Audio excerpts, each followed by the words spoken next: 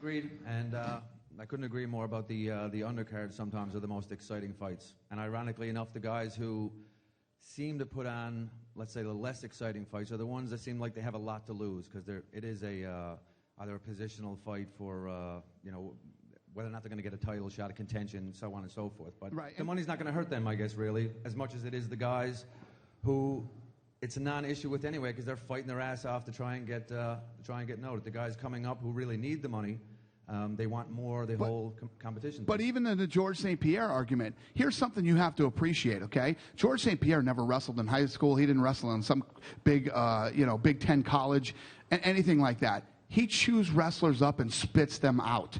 Okay, guys who have wrestled since they were 3 years old. And one of the things that I think you have to appreciate about a guy like George St. Pierre, going into that first Koscheck fight, Koscheck was saying, I forgot more about wrestling than this guy will ever know. And he got out wrestled by GSP.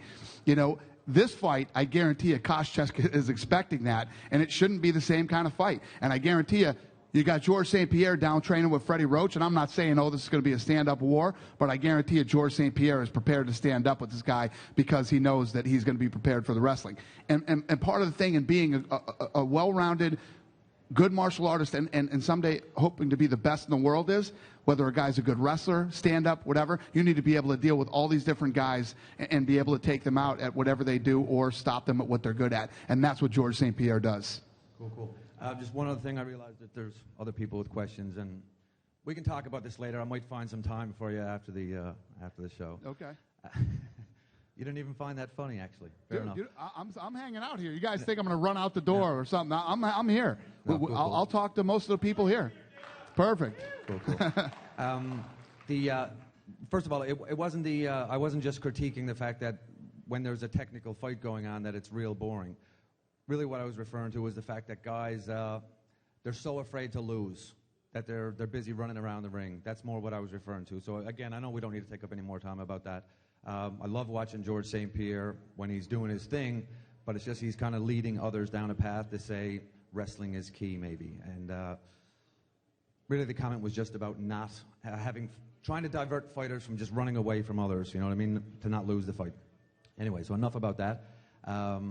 In you guys promoting the UFC, have you ever thought about, or are you already involved in, like mobile promotional units that travel around, kind of like what Nokia does, kind of like what some other large corporations do, in order to have an in-your-face for, I guess, anywhere where there's places where there's disposable income, that sort of thing, where there's travel shows, where you have a large UFC tractor-trailer unit pull up. You might have a fighter or two on board. You've got all the interactive sort of UFC we do. Media there. I can answer that question. We do have one of those. We actually just started working on this thing a few months ago. We put one together, and it's down in the United States. And, yes, we'll be traveling all around the country doing that stuff. The answer is yes. Cool. Great idea. I'd love to see it. All right. Thank you. Thanks again for your time. All right, buddy. All right. We got 4 more. Hi, sir. Hi. I'm a big fan, and I know tickets are sold out for this Saturday, and I don't want to sit next to the Octagon girls or anything like that. I already have my tickets, but what about backstage passes? Because I remember when you came to the Eaton Center back in March, you not only gave out tickets, but you were giving out backstage passes as well. You think you could hook me and 3 of my friends up with those? Well, we don't give backstage passes, but what we do is we'll let people. I'll tell you what I'll do. I'll hook you guys up. Are you coming to the weigh-ins? Exam that finishes at 10 a.m. and I'm driving from here, so I don't know if I'll be able to make it. You might have to blow that exam off and take that thing later. All right, so you can't do the weigh-ins. That's for sure. Maybe. It depends what time we get there. Yeah, because here's the thing. Normally what I let guys do is the night of the weigh-ins, I let them behind the scenes, so you get to see behind the scenes of the weigh-ins. Since you're the first guy that asked me, then I'll offer it to you. But the night of the fight, those guys are back there warming up and getting ready for the fight. We got production guys back there. It's tough to get people backstage that night. But if you can make it up for the weigh-ins, done. All right, thanks. All right? Can you make it? I'll make it. I'll make it. Yes? I'll make it. Yeah? You guys scared the shit out of him. He's like, oh, no, somebody else is going to get this. Come here. Go talk to Kay-How. Right there. Go talk to her. She'll get you set up.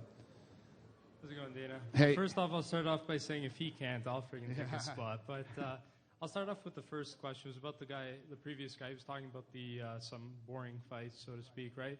And I know you've always said, like, you put on a good mix and everything as you had your answer, but you did make a couple comments, I believe it was a week or two ago, about Greg Jackson's camp, and he's really sort of making some styles of so-called boring fights. I'd like you to maybe talk further on that, or what you really meant by that. Yeah, what I said was I was talking about the things he says to the guys in the corner.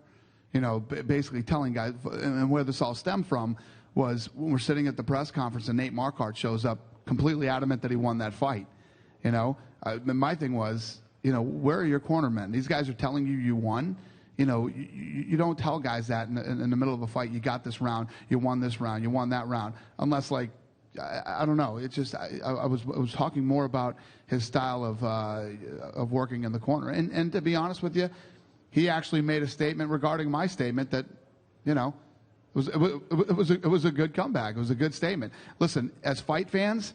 I'm a fight fan too. Listen, just because I'm the guy, who runs this thing doesn't mean that I'm not a fan. And believe me, I know exactly how you guys feel and what you want to see. And I know that I'm the bad guy a lot of the times because I'm talking about your heroes and guys that you guys respect and love to follow and everything else. But at the end of the day, I'm a fight fan just like you are. And one of the fun things about being a fight fan is we can all agree to disagree. 10 people could sit around and watch the same fight and score it differently. We could all have different opinions on how a guy fights or what kind of fight was good and what kind of fight was bad. That's the fun in being a fight fan. Yeah, and I had one more for Tom, actually. Since you came on board, the wheels started moving on getting it here in Ontario, and now we've actually got it. So I'd like to know anything you can maybe tell us about the process, or, what you brought to the table that actually helped the process get along a lot faster, which obviously happened. Well, that's a great question. I mean, the truth is that Dana and people like Mark Ratner, who the people in this room would know, those guys got it down to the 5-10 yard line, to use a football metaphor, and I just helped, was part of the team that pushed it over. And then you got to give credit to the folks in the Ontario government. There's one individual in particular who was a champion. She was the Minister of Consumer Services, Sophia Agilanides. And she took the time to learn about the sport. She took the time to make sure that she her perspective was based on fact. That she spoke to her colleagues in cabinet and presented the sport as it should be presented. And she played a huge role in getting it over the goal line. So we may be an individual sport, but I can tell you it was a team effort that got it done. And one small last question. The Ultimate Fighter, obviously there's a lot that goes unseen. Was there anything you can maybe tell us about this season that you saw that wasn't aired that you'd like a good story or something? Are you leading me into what was on the previews but never happened? Is that where you're going? Yeah. There was a fight that happened. This was something, first time that this has ever happened in the history of the Ultimate Fighter. There was actually a fight that happened in the house, and I didn't know about it. I didn't know that it happened until the show was over. So the producers that were there producing the show screwed up big time and never contacted me or told me that there was a fight in the house. So that fight never aired. I don't remember. I honestly don't remember, I tell you. I honestly don't remember. I was actually wondering if there was any chance of Silva and GSP in Toronto. Well, they both have fights coming up, and should they both get through those fights, you never know what could happen. You never know. One more thing. I was wondering if you could help me out with a Christmas present for my son. Done. Yeah.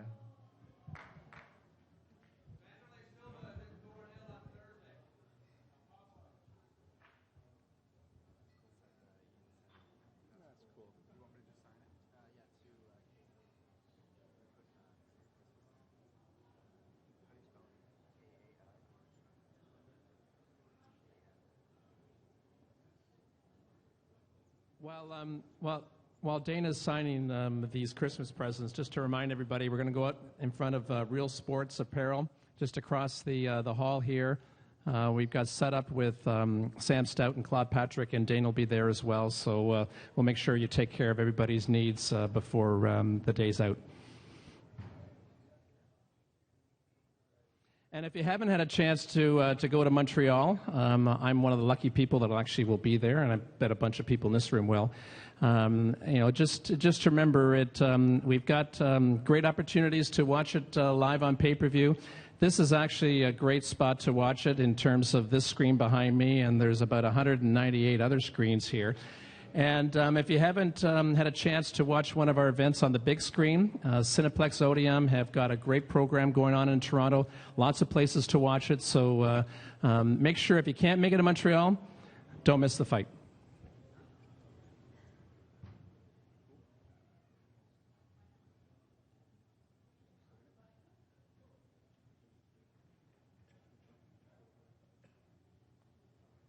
Here, I'll help you.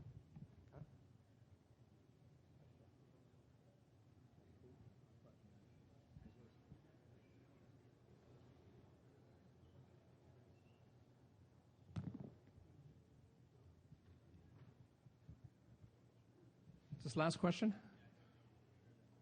Oh, a picture.